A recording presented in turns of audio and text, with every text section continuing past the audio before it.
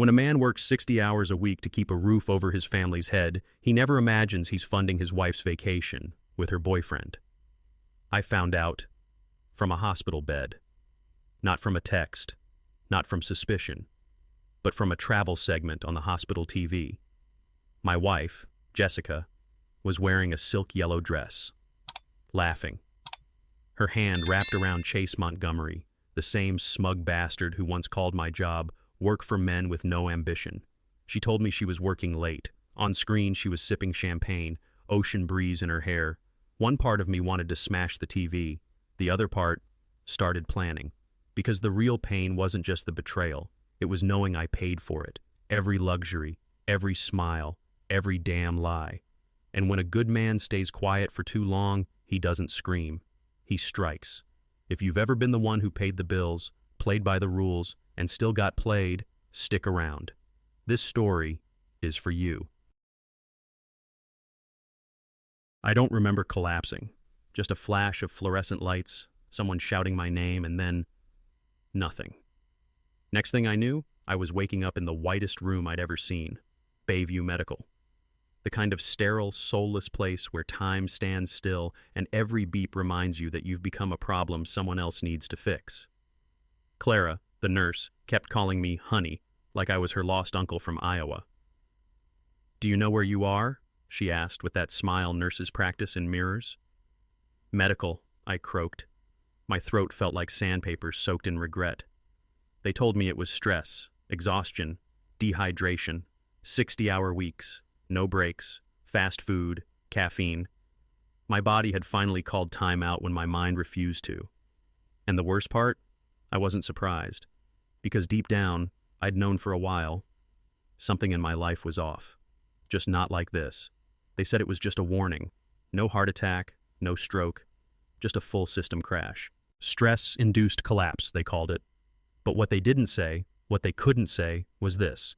You don't end up in a hospital bed unless something's been wrong for a very long time. I'd been running on fumes, working overtime at Streamline Logistics, dragging myself home, answering emails at midnight, eating leftovers standing at the fridge, all to keep the lights on, to make sure Jessica could have options, all to make sure our mortgage, her credit cards, her family dinners, her lifestyle, never skipped a beat.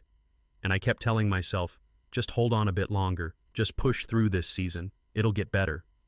But it never did. Because while I was focused on surviving, I didn't realize someone else was thriving. I used to believe consistency was a virtue, that showing up day in, day out made you dependable, valuable. Jessica said that once. You're not like the other guys. You have your SHT together. But here's what they don't tell you. To some people, stability isn't attractive. It's predictable, boring. While I was budgeting groceries and checking interest rates, she was buying $800 shoes on sale and calling it self-care. While I was skipping lunch to prep client decks, she was networking over bottomless mimosas with her sisters, Vanessa and Brooke.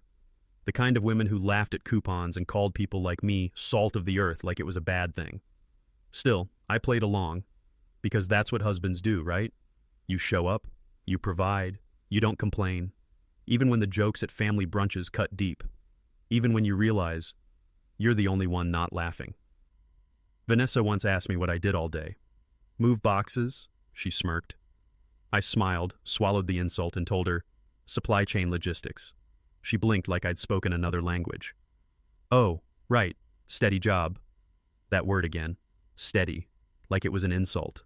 Their world was curated Instagram brunches, designer labels, entrepreneurial ventures that never made profit, but always cost money.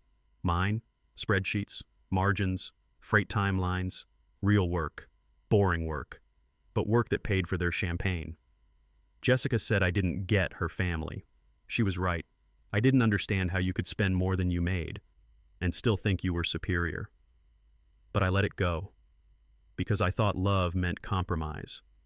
That maybe, just maybe, if I kept giving, they'd see my worth. They didn't. And in hindsight, maybe they never intended to. The hospital food tasted like wet cardboard, which felt oddly symbolic. I sat there watching daytime TV, feeling like a ghost. Like I'd stepped out of my life for a moment and no one noticed. No calls, no texts, not from Jessica, not from anyone.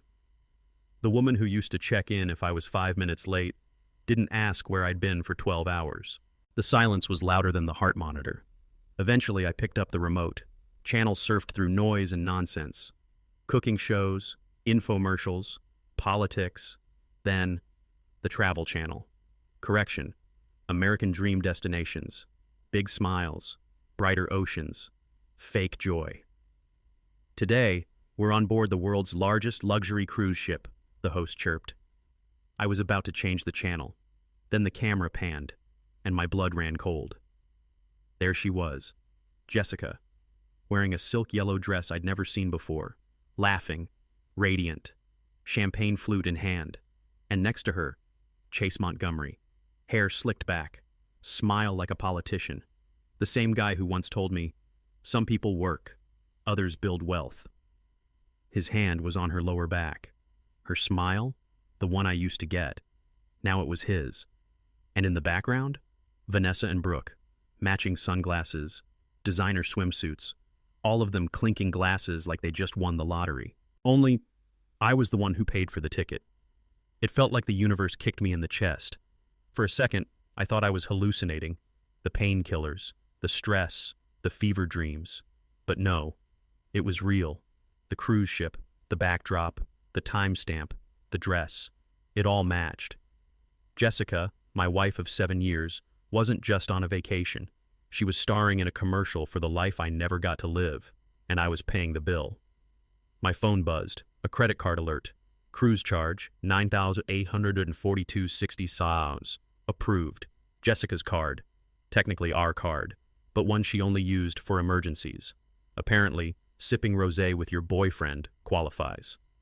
I stared at the TV screen, at the woman I thought I knew, and I made a decision.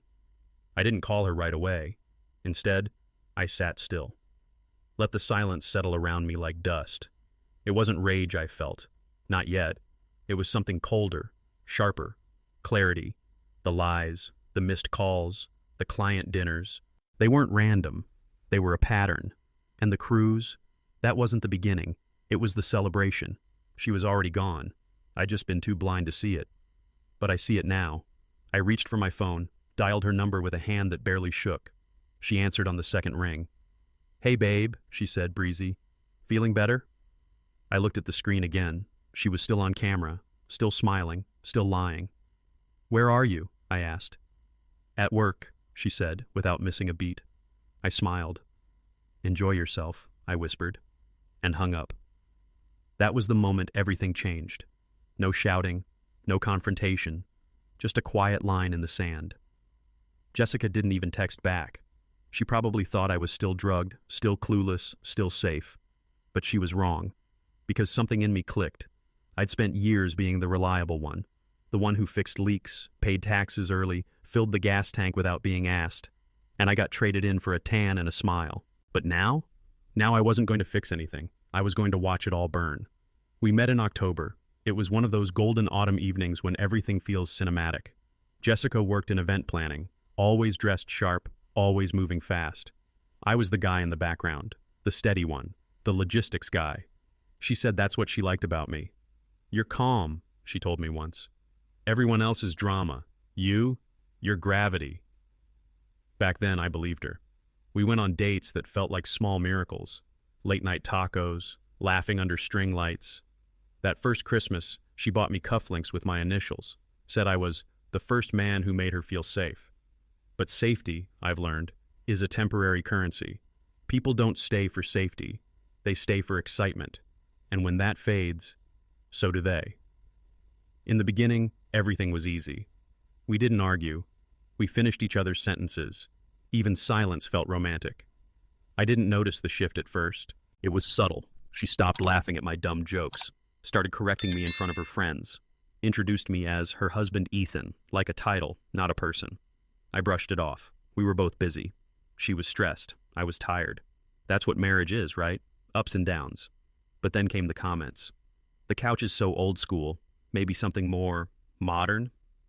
Or, "Do you always wear that shirt?" Or worse, "You're lucky I get your jokes. Most people wouldn't." They weren't mean. Not exactly. Just enough to make me feel smaller. It got worse after we moved into her family's neighborhood, Palm Beach, where joggers wore Rolexes and dogs had Instagram accounts. Suddenly, everything became a comparison. She'd say, "Why don't we do weekends in Napa, like Brooke?" Or, "Vanessa says Chase just closed a 3MR deal. Can you imagine?" I couldn't, because I was working weekends to hit deadlines. She stopped asking how my day was. Started asking when I'd get promoted. Started calling my sedan cute. Started talking about vision boards and leveling up. I used to come home to a partner. Now it felt like I was reporting to a disappointed boss. But I held on. Because marriages have seasons, and I thought, stupidly, that winter would pass. Looking back, I remember the silence the most. Not the arguments. We didn't have those. Just space. Big, echoing space between our words, between dinners, between glances that used to linger, now flicked past like strangers.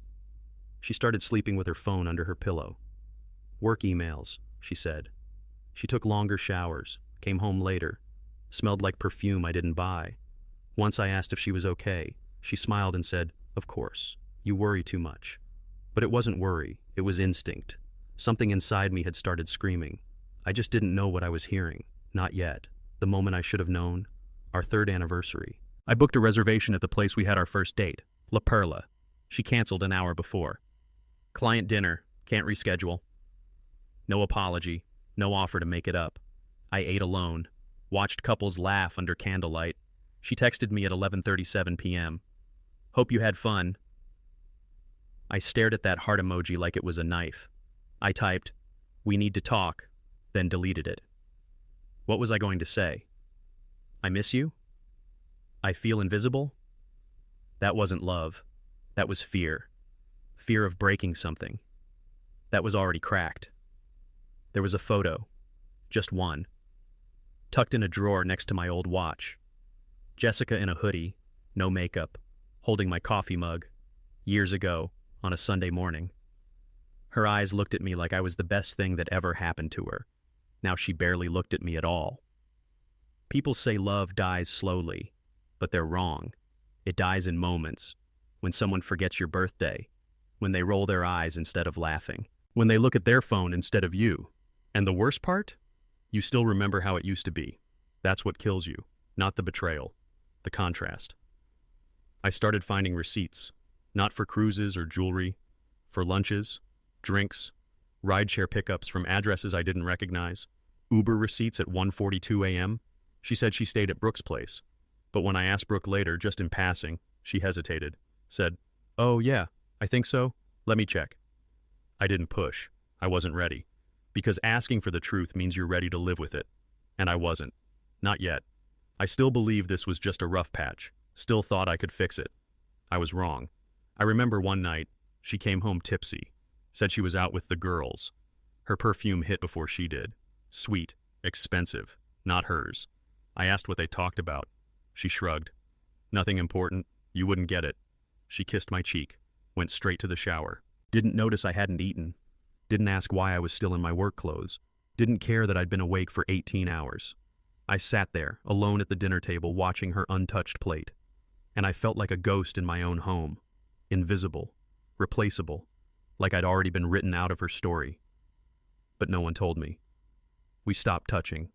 No more goodnight kisses. No hand on my shoulder when I came home. No intimacy. Just routine. Two people sharing space like roommates. Or strangers waiting in the same airport. She stopped wearing her ring. Said it felt tight. Said she was working out more. I wanted to believe her. But the ring wasn't tight. It was symbolic. She was untethering herself. One excuse at a time. And I just kept letting her. Because denial is addictive. It's easier than confrontation. It lets you pretend things are fixable. Until they're not. One morning I woke up before her. She was asleep, turned away from me, clutching her phone like a lifeline. I watched her breathe, not in a romantic way, in a cold, clinical way, like trying to remember what loving her used to feel like. There was a time when waking up next to her was the best part of my day. Now, it felt like opening an empty mailbox. I got up, made coffee, sat alone on the porch, watching the sun rise. And I realized something. She hadn't changed overnight. I just finally started noticing. I never fit in with Jessica's family. From day one, they looked at me like I'd taken a wrong turn into their country club life. Her father, Leonard, shook my hand like it was wet laundry. Her mother, Marcia, smiled without her eyes. They said all the right things. "So nice to meet you. You've got such a steady job." But the way they said steady felt like code for beneath us. They talked about stocks, private schools, foundation galas. I talked about trucking routes and port delays. They didn't laugh at my jokes. They laughed at me. But I stayed quiet. Because Jessica said, "They'll come around." Because I thought love was enough. It wasn't. The first Christmas I spent with them, I brought a bottle of wine. Leonard looked at the label, raised an eyebrow, and said, "Ah, Trader Joe's. Bold choice." I smiled. They didn't. Dinner felt like an interview I wasn't qualified for. They asked questions that weren't really questions. "Ever think about going back to school? What's your 5-year plan? Have you considered real estate?" Meanwhile, Chase Montgomery was already sitting at the table, Vanessa's business mentor. He had perfect teeth, fake tan, and a talent for turning every sentence into a TED Talk. Everyone hung on his every word, even Jessica. I watched her nod at him like he was a prophet. She never looked at me that way. After dinner, Marcia pulled Jessica aside. They spoke in whispers. I wasn't meant to hear, but I caught one sentence. "He's nice, but is nice enough?" Jessica didn't answer, just sipped her wine and looked away. That should have been my sign, but I brushed it off. Told myself, they're just protective. They don't know me yet. But they didn't want to. To them, I was the guy who parked outside, not valet. The guy who asked for directions instead of owning the map. I wasn't one of them. And deep down, they made sure I never forgot it. Jessica started changing after that, subtly, at first. She'd roll her eyes when I mentioned work. She'd joke about how I wore the same 3 shirts. Her friends started calling me the spreadsheet guy. At first, I laughed along, but jokes stop being funny when they leave bruises. I remember asking her once, "Do I embarrass you?" She blinked, caught off guard, then laughed. "Of course not. Don't be sensitive." But I was, and not because I was weak, because I could feel it. That slow erosion of respect, one smirk at a time. Sunday brunches became a performance. Everyone dressed like it was Fashion Week. I showed up in a button-down and clean jeans, and still felt underdressed. They sipped mimosas and name-dropped hotels. I checked my emails under the table, trying to juggle last-minute shipments. Once, Vanessa turned to me and said, "Ethan, do you ever take time off?" I smiled. "Someone's got to keep the wheels moving." She laughed. "Aw, that's cute." Cute. The word hit like a slap. Chase chimed in. "That's why we hustle smarter, not harder, right?" Everyone laughed, except me. They never said it outright. But I was always the help in their story, the dependable one, the mule. They liked having me around because I made Jessica look grounded, like she had balance. Meanwhile, I was footing the bill for every group dinner. Jessica would say, "We'll split later," but later never came. At parties, I held purses, I took photos, I offered to drive when they drank too much. Once I heard Brooke tell someone, "He's like a golden retriever, loyal, sweet, always there." They laughed. I did too. But inside, I was dying.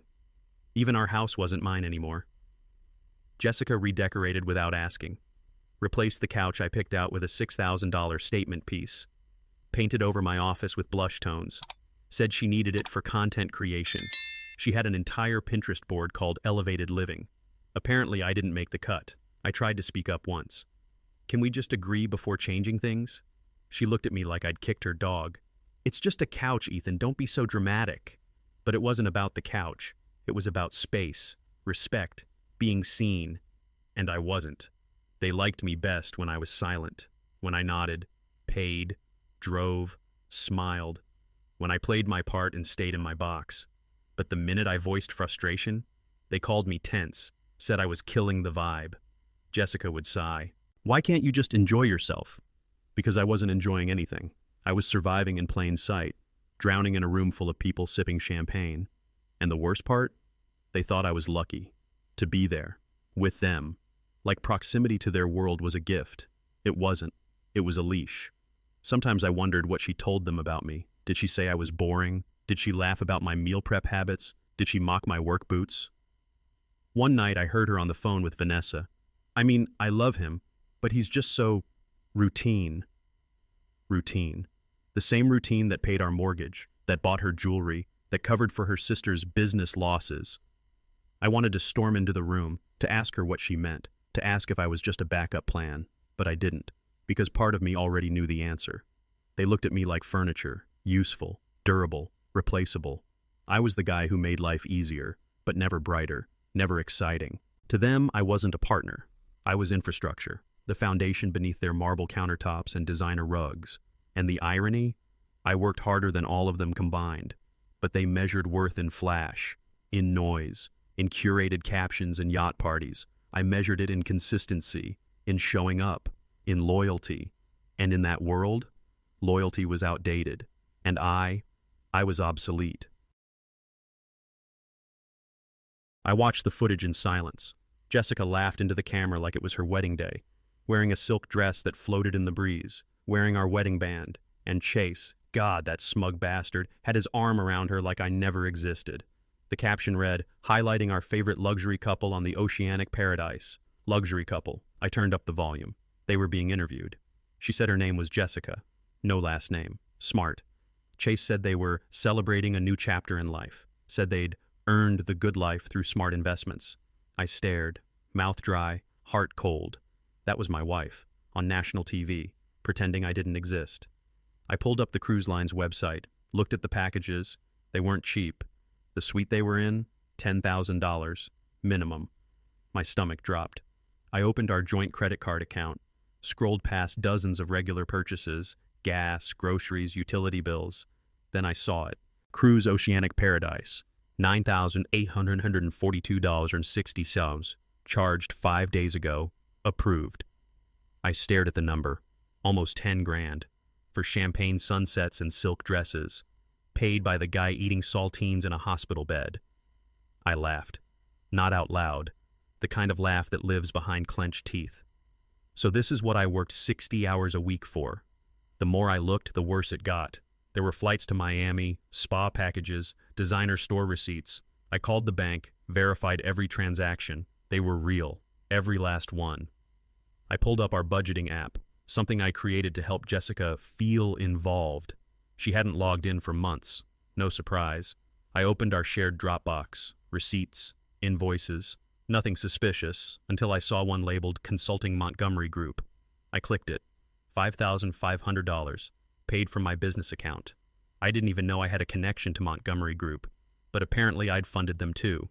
I stared at the invoice. Consulting for what? I called Marcus, my old college buddy, now in cybersecurity. He picked up right away. Dude, you okay? I saw your name in a patient log. I told him everything, about Jessica, the cruise, the charge. He whistled. Want me to dig? Yes, I said. Find out everything you can about Chase Montgomery, and what the hell my wife's been doing behind my back. Marcus didn't ask questions. He knew the tone in my voice, the quiet kind. The kind you only hear when a man stops hoping and starts planning. While Marcus worked, I started digging through our past. Phone bills, travel logs, shared calendars. Jessica had been lying for months. That much was clear. But what scared me wasn't the affair. It was how well she'd hidden it. The timing, the receipts, the cover stories. This wasn't spontaneous. It was structured, intentional. And then I remembered something.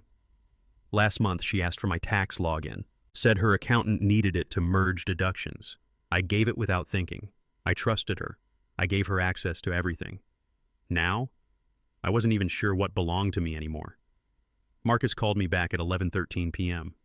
Ethan, he said, you're not going to like this. I braced myself. Montgomery Group is fake. No real LLC. The address listed is a WeWork in Manhattan, shut down 6 months ago. What about the site? WordPress. Registered under a burner email. He paused. And Chase? His real name's not even Chase. He's been linked to 3 shell companies in Florida. One's under investigation for wire fraud. I went silent. This wasn't just cheating. This was fraud. Money laundering. Federal. What about Jessica? I asked. Another pause. She's listed as an advisor. on two of the companies. The word advisor hit me like a punch. She wasn't a bystander. She was part of it, not just sleeping with the guy, helping him build it, helping him steal. From me, from others. The cruise wasn't a splurge, it was a reward. For months of manipulation, for betrayal wrapped in spreadsheets and kisses. Suddenly, every lie made sense. The late nights, the client meetings, the makeup sex that felt performative. Jessica didn't just cheat on me. She used me, used my accounts, my credit, my silence. But that silence, it ends now. I called my lawyer, Lindsay Carter. We hadn't spoken in years.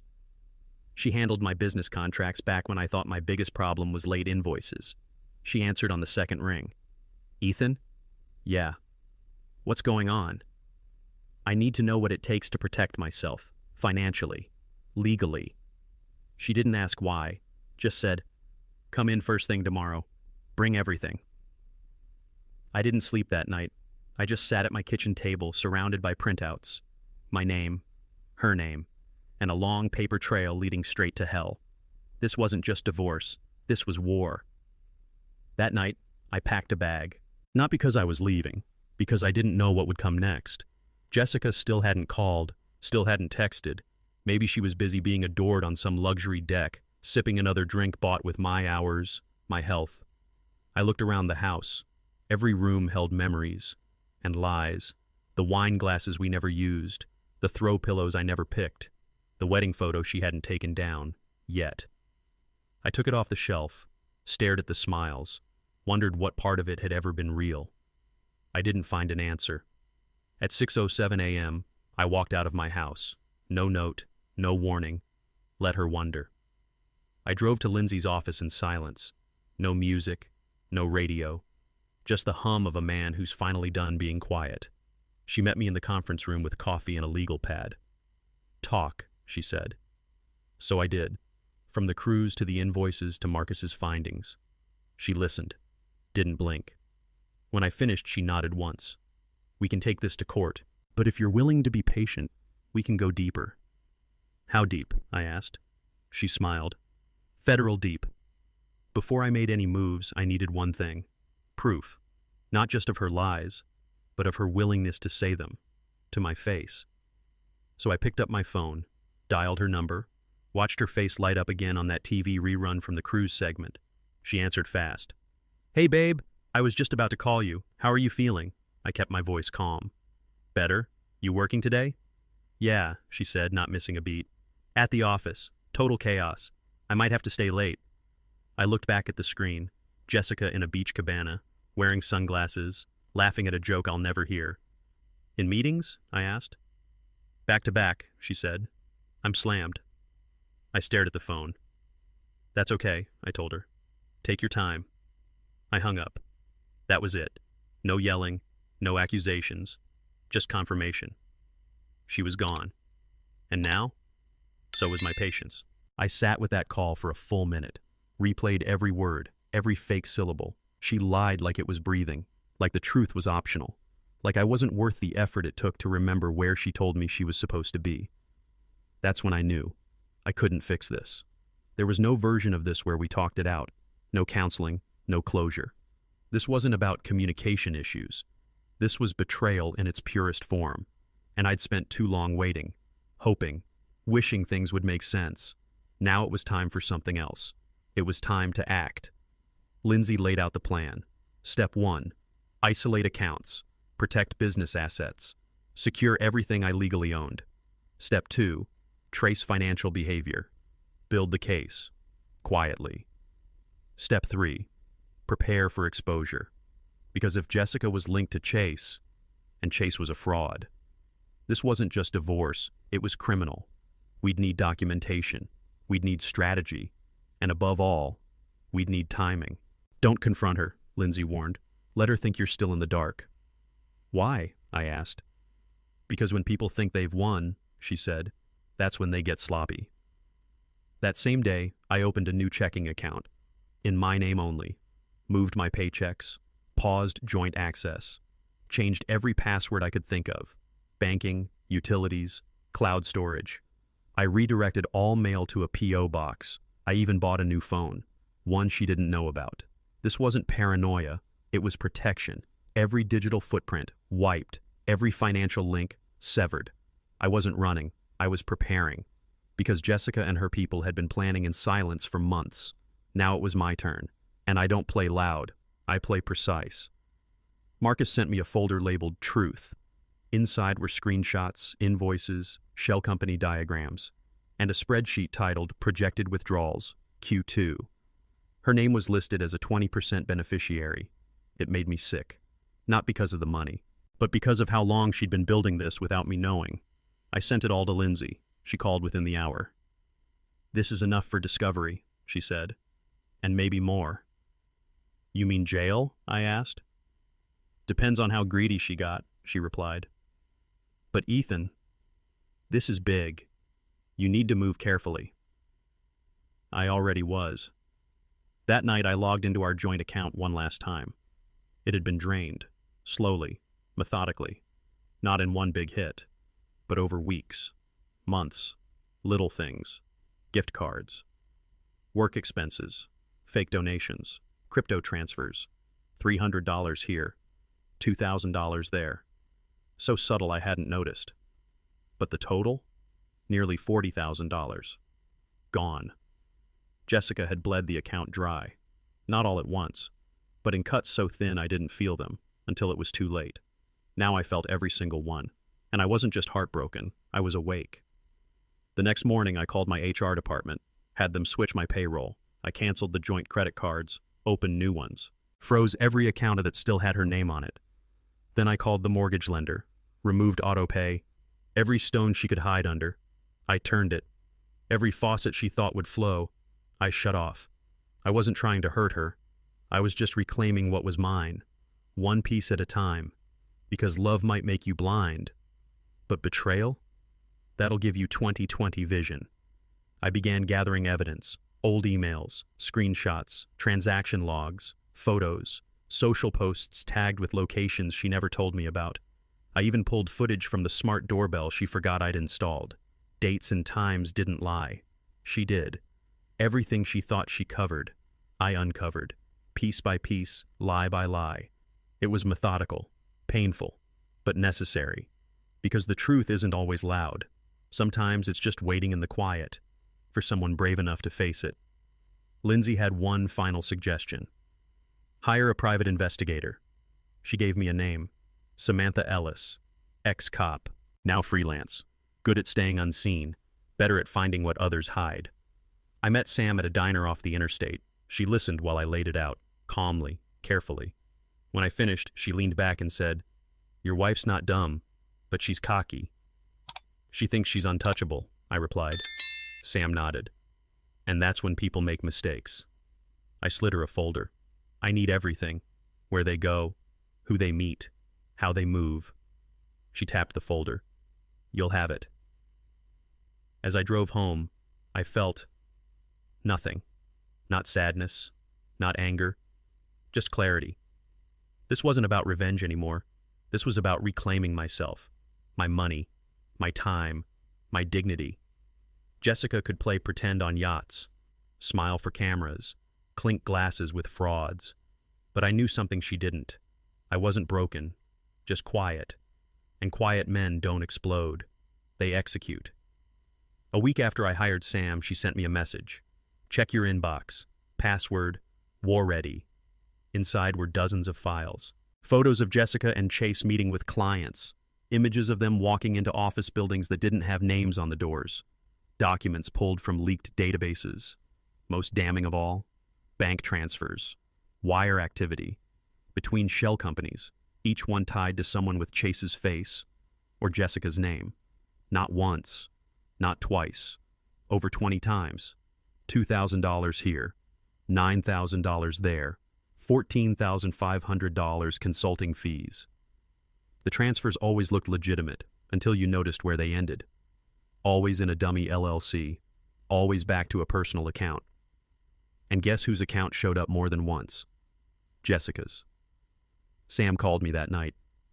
"I've seen scams before," she said. "But this one's smart, quiet, They kept it small enough not to trigger alerts. And now? I asked. They're getting greedy. You can tell. The transfers are getting bigger, riskier. It's ego now, not just survival. She paused. And Ethan, your name shows up too. My stomach turned. Where? On 2 invoices. As an investor, she sent them over. Sure enough, there I was, listed as a minority backer in Zenith Lane Holdings. I'd never heard of it, but someone forged my digital signature and tied me to a crime. This wasn't just betrayal, it was identity theft. The worst part? They used my company's tax ID. That number, buried in contracts and filing cabinets, was now plastered on documents that could get me arrested. I paced the room, fists clenched, trying to slow my thoughts. This wasn't accidental. Jessica had access. She knew my logins. She knew my process. She must have been watching me work for years, quietly gathering everything she needed to build this house of cards. And now I was holding the bottom card, while she toasted on the top floor. But not for long, because the moment you drag an honest man into a lie, you make him dangerous. Lindsay was furious. They forged your signature. They used your business license. That's felony-level fraud. She wasn't being dramatic. She was being a lawyer. The feds will take interest, especially if interstate wire transfers are involved. I nodded. I want it all documented. Every transfer, every name. And Ethan, she looked at me carefully. This will get ugly. You sure you want to go all the way? I didn't even hesitate. She made me complicit. I didn't get to choose that, but I get to choose how it ends. And I was going to end it on my terms. Over the next week, I worked in silence. At the office, I was calm, efficient. No one knew I was building a legal case between meetings. At home, I pretended nothing was wrong. Jessica still hadn't come back, still on retreat with Brooke and Vanessa. Right. I checked the tracker Sam planted on Jessica's phone. She was in Nassau one day, Miami the next, always near Chase. They weren't even hiding anymore, because they didn't think I was looking. But I was. And what they didn't know? I was recording everything. One night, I got a notification. Jessica's credit card, still under my monitoring, had just been used to buy a new phone. I checked the address. A condo in Brickell, Miami. Chase's name was on the lease. Sam confirmed it. They moved in together, she said. They're using it as a safe house, probably to run the next phase of the scam. The next phase. They'd burned through our accounts, and now they were building a new web, together. My name still hung in their shadow, but I wasn't scared anymore. I was documenting.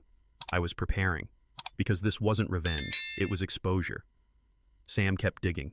She found offshore accounts, multiple aliases tied to Chase, digital wallets in Jessica's name. One stood out, J. Walker 78, a cold wallet, crypto-based, nearly $112,000 sitting in it, all unreported. Sam looked at me through the laptop screen. She's laundering money. That's not just cheating, Ethan. That's criminal enterprise. It didn't hit all at once. But slowly I realized Jessica wasn't some victim of a slick-talking fraud. She was the fraud. Maybe not from the start. But she chose this. Chose him. Chose this life. Over me. And now I was choosing justice. Lindsay connected with a federal contact, someone in financial crimes. We didn't show them everything. Not yet. Just enough. The kind of bait that makes a shark circle slow. Our goal wasn't to trigger panic. It was to let Jessica keep dancing, just long enough for the music to stop on our terms. Lindsay said it best. This isn't about revenge. This is about leverage. So we waited. Logged everything. Built timelines. Printed screenshots. Preserved every fake signature, every login location. We weren't just building a case. We were building truth, in a format the law could weaponize. Then came the moment I knew it was all real. A letter. From the IRS. Audit inquiry. Triggered by suspicious filings from my business account. My heart dropped. Jessica's fake deductions. Chase's shell invoices. They'd finally tripped a wire. I called Lindsay. We're out of time, I said. She agreed. It's time to move. That night, I didn't cry, didn't scream. I just packed every file we had, taped the edges, labeled it, full disclosure, and I walked it straight into the hands of federal agents. As I left the agency office, I felt something unexpected. Relief. Not because it was over, but because I'd finally acted. No more silence, no more hoping. Just facts. Hard, cold, undeniable. I'd played their game, smiled through dinners, funded their fantasy. And now? Now it was my turn to watch it fall apart. Piece by piece, lie by lie. Not out of hate, out of principle. Because when you bury a good man in lies, don't be shocked when he climbs out holding evidence. The morning after I submitted the evidence, I called Lindsay. She picked up before the second ring. "Tell me we're ready," I said. "We are," she replied, "but I need you in my office, now."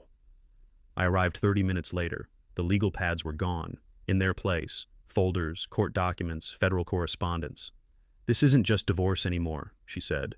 "It's criminal liability, tax fraud, identity theft, wire fraud." She slid a paper across the table. "A full protection order, temporary injunction, emergency asset freeze." I scanned it. "You really think we can win this?" She looked at me, calm, sharp, lethal. "We're not here to win, Ethan. We're here to end it." Lindsay broke it down like a tactician. First move, emergency financial injunction. It would freeze all joint assets, including any account with both our names. "Jessica won't see it coming," she said. "She thinks you're still sleeping through this." Second move, file civil fraud charges. We'd use the signed invoices, shell company documents, and Sam's surveillance data. Third move, petition for sole ownership of your business. Based on forged tax records, we'd prove she jeopardized your license and reputation. "And the fourth?" I asked. Lindsay leaned in. "The fourth move, Ethan, is silence. Let her walk right into the trap." I nodded. Game on. The papers were signed before noon. Lindsay's team moved fast. By 3 p.m., the court clerk had stamped our injunction request. By 4:30, my name was the sole proprietor on every business record that mattered. All accounts flagged, all pending transfers halted. Jessica wouldn't know yet. The freeze would take effect overnight. And when it did, no access, no crypto withdrawals, no private jet escapes. I wasn't just cutting her off. I was cutting the web. And when you cut a web, you don't chase the spider. You wait for it to fall. That night, I went home like everything was normal. Cooked pasta, watched the news, even watered her stupid fiddle leaf fig tree. I knew she was coming back soon, probably expecting a hero's welcome, or maybe a clueless husband with warm arms and cold coffee. But I was neither. I was a man with a plan. Lindsay had sent the motion to Jessica's email, stamped, timed, legally binding. She'd see it the moment her phone connected to U.S. service again.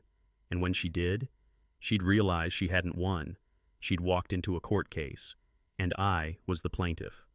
At 11:52 p.m., I got the alert. Jessica had just landed in Miami. Sam was watching, said she looked relaxed, shopping bags in hand, new luggage, new heels, same old lies. She hadn't checked her email yet, still laughing with Chase as they waited for their car. "Let her have her last good night," Lindsay texted me. I smiled, because tomorrow wouldn't be good. Tomorrow, the bank calls start. The lawyer letters arrive, the access codes fail, the assets freeze. The IRS knocks. And the truth? It'll pour down like rain. And this time, she can't run from it. At 7:14 a.m., the bank alerts started rolling in. Joint account, frozen. Savings, restricted access. Business credit, locked. Business login, reset. I opened new accounts. Private, secure, two-factor everything. Every dime I earned from now on, untouchable. Jessica wouldn't even be able to pay for parking. I revoked her access from the utility bills, the streaming accounts, the cloud storage, even the Spotify family plan. Not out of spite, out of message. You don't get to burn my house and still pick the music. She landed in Miami thinking she still lived in the world she built. The one where I stayed quiet, where I paid the bills and asked no questions, where she made the mess and I cleaned it. But when she tried to use her card for brunch, it declined. Twice. Chase laughed it off. She didn't.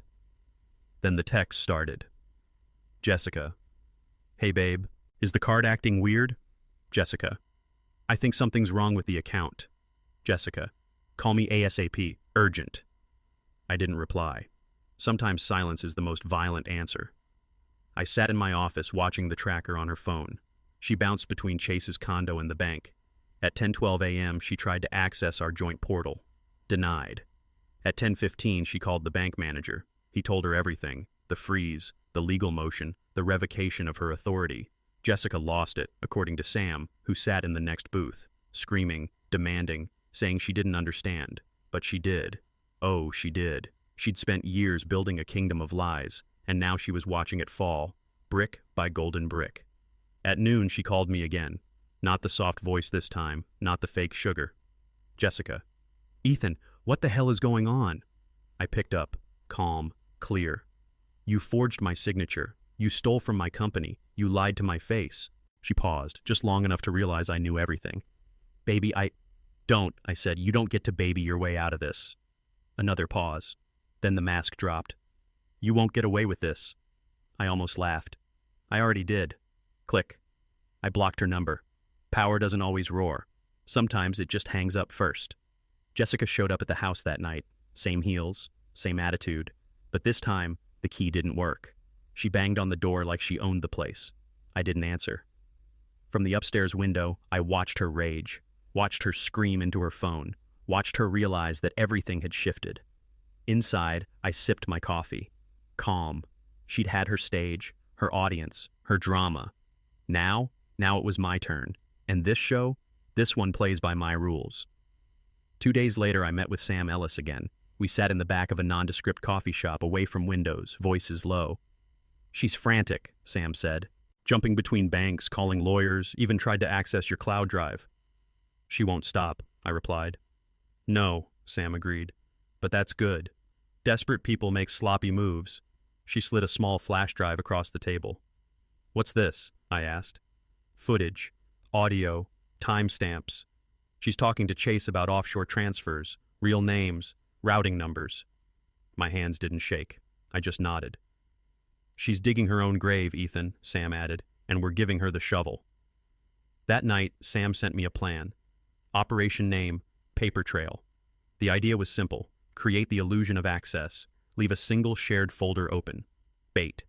Inside, mock business files, partially redacted ledgers, fake crypto reserves. Jessica would see it, and if she touched it, downloaded, copied, sent, it would trigger a trace. Digital fingerprints, date, time, IP address. Will she bite? I asked. Sam grinned. She's starving. So we set it up. Folder name, Q4 private equity expansion. Legit enough to tempt her, loaded enough to ruin her. All we had to do now was wait. Jessica took the bait. At 2:43 a.m., Sam sent the message. She accessed the file. By 2:47, she downloaded it. By 3:02, she forwarded it to a new email, one registered under the alias JWalker78. By 3:10, she deleted the original folder. Or so she thought. What she didn't know was that every click was mirrored. Every file she opened, time-stamped. Every download, tracked. We had everything. Sam messaged again. She just committed digital theft on a monitored server, under federal investigation. And I went back to sleep. For the first time in weeks, I slept through the night. The next morning, I met with Lindsay again. We laid out the evidence, printed copies, encrypted backups, digital timestamps. This is airtight, she said. Not just civil, this is criminal. And Jessica? I asked. She walked straight into it. Lindsay pulled out a final form, a motion to escalate from private mediation to full-blown prosecution. I'll file this Monday unless you say otherwise. I didn't hesitate. File it. Then Ethan, she said, it's time we stop defending. It's time we start pressing charges. Later that afternoon, I got one final message from Sam. She's packing. Chase is trying to book flights to Belize. I didn't panic. They'd waited too long, moved too much, crossed too many wires. We had the transfer logs, the access history, the money trail. Interpol wouldn't blink. And as for Jessica, the trap wasn't in Belize. It was here, in the files she touched, the emails she sent, the laws she broke while thinking I was asleep. Let her run. Some storms don't chase you. They wait at the end of the runway. At 6:12 a.m., Sam's voice came through my burner phone. They're at Miami International. 2 checked bags, 1 carry-on each. Destination? I asked. Belize City. One-way tickets. Paid in cash. Perfect. I didn't call Lindsay. I didn't call the feds. I didn't have to. They were already waiting. The moment Jessica scanned her passport, a light flashed on the TSA agent's screen. Two men in plain clothes stepped forward. Chase tried to act confused. Jessica tried to act insulted. Neither worked. They were escorted out of the line, away from the gate, and into a small room with no windows. Sam kept me updated in real time. "They're separated," she said. "Chase is sweating. Jessica's yelling." I pictured it. Her tone sharp, eyes darting, voice climbing with every answer she couldn't give. "What are the charges?" I asked. "Wire fraud, identity theft, tax evasion, and—" Sam paused for effect. "Conspiracy to commit money laundering." That last one hit hard. Not for me. For her. Because conspiracy meant intent. It meant she wasn't just along for the ride. She was driving.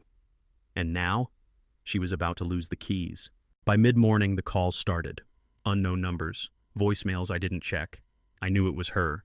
Maybe crying, maybe furious, maybe promising me things she thought I still wanted. But I didn't need to hear any of it. Because the moment she walked into that airport, she stopped being my problem. She became a case file, a docket number, a name in federal custody. And me? I wasn't her husband anymore. I was the complainant. Lindsay texted me at 11:04 a.m. "They're in holding, federal processing by 2 p.m. That was it. No fanfare, no dramatic music, just a clean break, like cutting a frayed rope before it pulled you over the edge. I poured myself a black coffee, sat by the window, watched the neighborhood wake up. Somewhere across the city, Jessica was staring at beige walls. No makeup, no silk dress, no chase, just paperwork, questions, and the weight of choices that finally caught up to her. Sam called one last time. "It's over," she said. "They're not getting out anytime soon." I thanked her, closed my laptop, and let out a breath I didn't realize I'd been holding for months. I didn't celebrate, didn't toast, didn't post about it, because the win wasn't in the drama. It was in the quiet. The bills were mine again. The business was clean. My name was mine alone. And Jessica? She could keep the lies, the memories, the mess. I kept my freedom. The first morning after it all ended, I woke up to quiet. Not the kind of quiet that feels heavy, the kind that feels clean. No buzzing phone, no calendar reminders I didn't put there, no anxious glances toward an inbox waiting to explode. I made coffee, real coffee, ground fresh, strong, black. Sat at the kitchen table without checking the time. For the first time in years, I wasn't bracing for the next lie. And maybe that was the real victory. Not the arrests, not the legal wins, just peace. I started small. One room at a time, I took my house back. The blush-colored office? Gone. Painted it a deep navy, steady, grounded. The $6,000 statement couch? Sold. Replaced with something I actually liked. I opened boxes I hadn't touched in years. Found old photos of fishing trips, road journeys, late nights with friends I'd stopped calling. Jessica had filled the space with her world. Now it was mine again. And every change I made was a reminder. I wasn't living in her story anymore. I was writing my own. I called Marcus.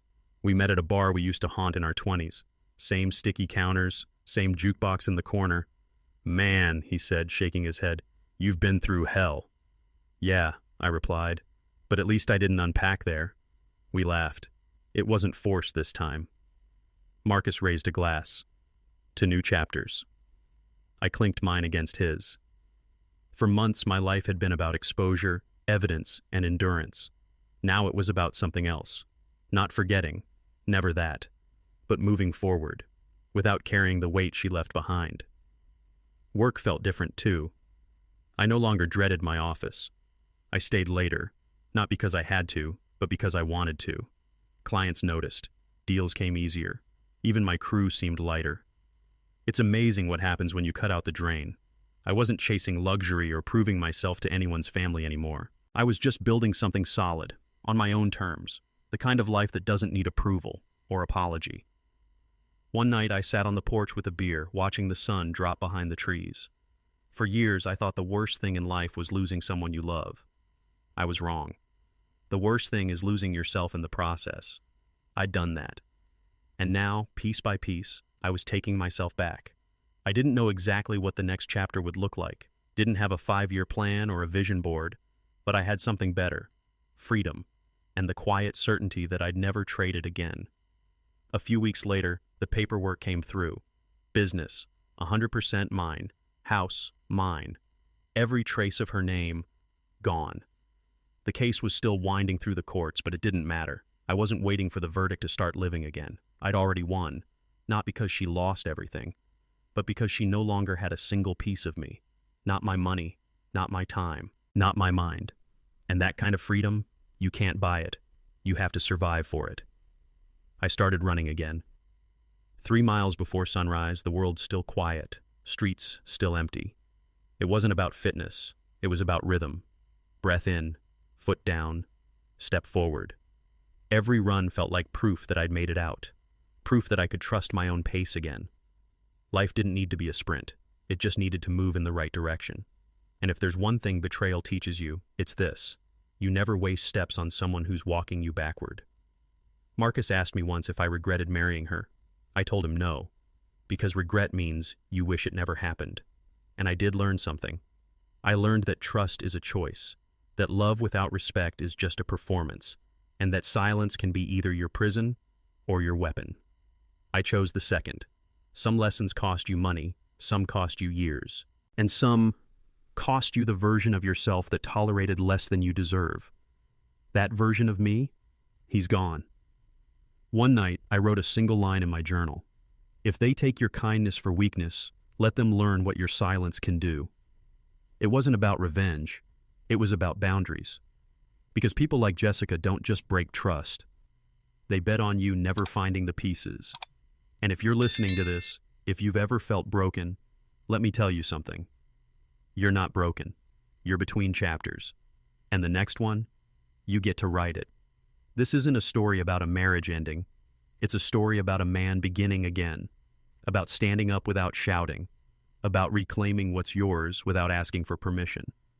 If someone's been lying to you, stealing from you, making you feel small, remember this: you don't have to match their chaos. You can end it with clarity. Because when a good man finally stops waiting, he doesn't look back. He moves forward, and he doesn't give them a second chance to follow. If you've been here before, you know the feeling. And if you're still in it, your chapter isn't over yet.